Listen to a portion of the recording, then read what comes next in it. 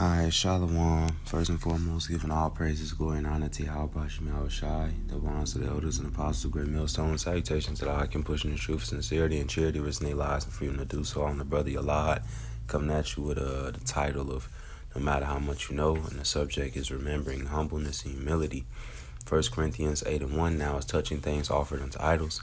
We know that we all have knowledge. Knowledge puffeth up, but charity edifieth. If a man think he knoweth anything, he knoweth nothing yet as he ought to know. But if any man love Yahweh Bashim Shai, the same is known of him. So when you come into this truth, you're gonna be edified, you're gonna know things, you're gonna learn, and with that learning, it gives you confidence. But at some point, you have to humble yourself to make sure that confidence doesn't become pride, right? And while I'm in Corinthians, I'm gonna shift to a different chapter, right? And then that Paul, like other men of the Lord, humbled themselves. 1 Corinthians 2:2, for I determined not to know anything among you save Yahweh Shai HaMashiach and him crucified, right? That the Psalms 131. Right, I'm saving that for the last, but it right here, it feels powerful. King David, and the title of it right here in the blue letter says "Childlike trust in the Lord," and what much does a child know, and he says that his heart is not haughty. It's a humbling thing, So I'll get to that. That may be the last precept I bring out. Jeremiah 9:23. Thus said the Lord, let not the wise man glory in his wisdom, neither let the mighty man glory in his might. Let not the rich man glory in his riches. Right? And the first part of that said, let not the wise man glory in his wisdom. Right? But if you continue on, it says, but let him that glory in this, that he understand it and know it me, that I am the Lord, which exercise loving kindness, judgment, and righteousness in the earth. For in these things I delight, saith the Lord. And that's what you glory in, Because it's not about how many precepts you know by heart, or how many things you could break down. You can know a lot of precepts. You can know so many breakdowns, but you can overfill yourself, You can overdo it. Proverbs 25:16, hast thou found honey, eat so much is sufficient for thee, lest thou be filled therewith and vomited.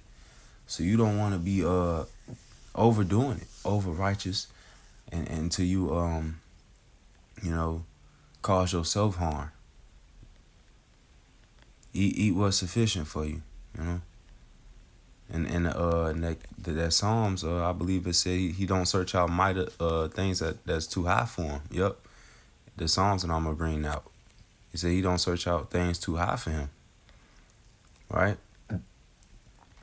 I might bring this out, but Proverbs 15:16. Better is little with the fear of the Lord than great treasure and trouble therewith. It's not about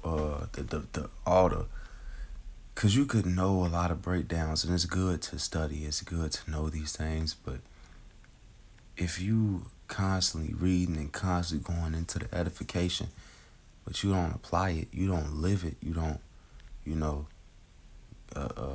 use it for good, what good was it for you? Sirach 19:24. Sirach 19:24, he that has small understanding and feared Yahweh is better than one that had much wisdom and transgressed the law of the Most High. And that's what I liken unto these elders in Susanna.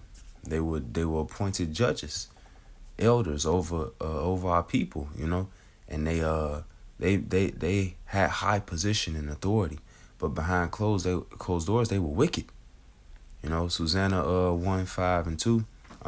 Susanna chapter 1 verse 52. So when they were put asunder one from another, right? Daniel, this is first part of the ministry, and he exposing these wicked judges. who falsely testified. It says, he called one of them and said unto them, O thou art waxen old in wickedness, now thy sins which thou hast committed aforetime are come to light.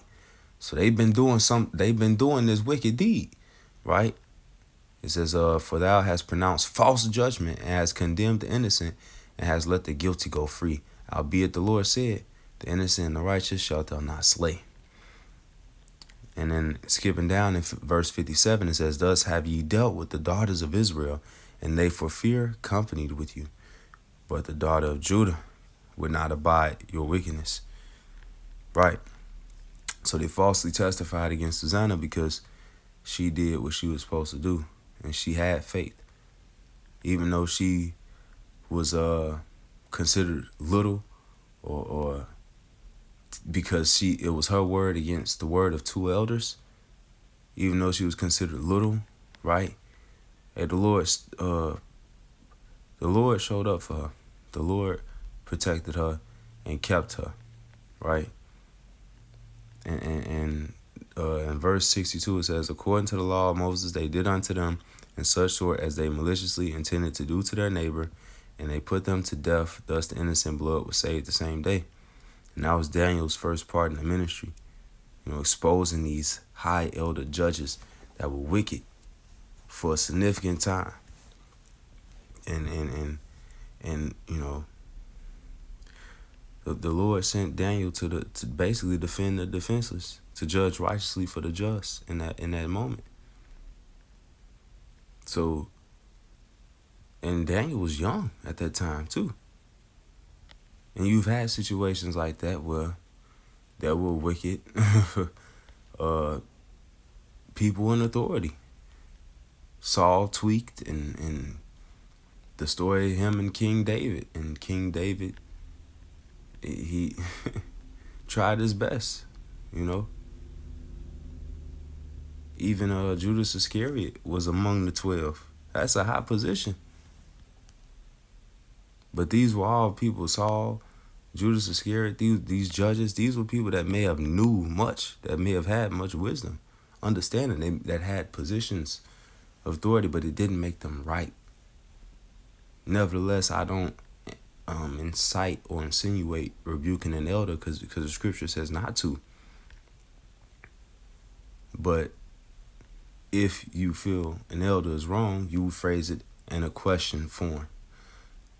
And that is what you would get from that situation with the Nathan the prophet when he asked David a question, because David was going off, but Nathan the prophet, spirit had it to where he just couldn't rebuke him straight up. He had to ask it in a question form and show David that what he had did wrong, And that's just a side note to that. But I want to make sure I clarified that you are not to rebuke elders. At most, question form for clarity. Like a radio check, you always question it, repeat it back to them, make sure that they hear it correctly. But nevertheless, the subject here, remembering that humility, no matter how far you get in understanding, how far you get in power, how far you get in might, or what they call riches that I brought out in that Jeremiah. So we're going to end it off on this, Psalms 131 and verse 1, a song of degrees of David. Lord, my heart is not haughty, nor my eyes lofty. So David saying, my mind is not proud, Lord. He says, nor mine eyes lofty, neither do I exercise myself in great matters or in things too high for me, right? Because he don't want to get too much of that honey. He don't want to overdo it. Surely I have behaved and quieted myself.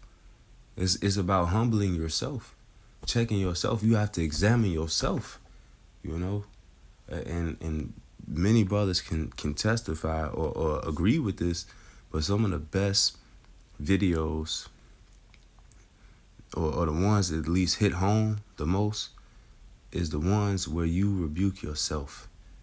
When you come after yourself first and foremost, when you say talking about myself first and foremost, right? it hits just the right way. So continuing on, it says, surely I have behaved and quieted myself as a child that is weaned of his mother. My soul is even as a weaned child. Let Israel hope in the Lord from henceforth and forever. So I believe I hit all the subjects I wanted to hit and address matters. And if there's no cutoffs, that was stones left unturned. And forgive me if there was a little bit of a sidetrack, but I want to make sure there was clarification. With that, Lord willing, this was edifying. I want to say, call volume like Yahweh by Hashem Yahweh Shai. Double honors to the elders and apostles of Great Millstone. Salutations to the Akim, pushing the truth, sincerity, and charity, risking their lives and freedom to do so. I'm the brother Yalad, signing out. Shalom, Kwame Yasharala, and Abba Babal.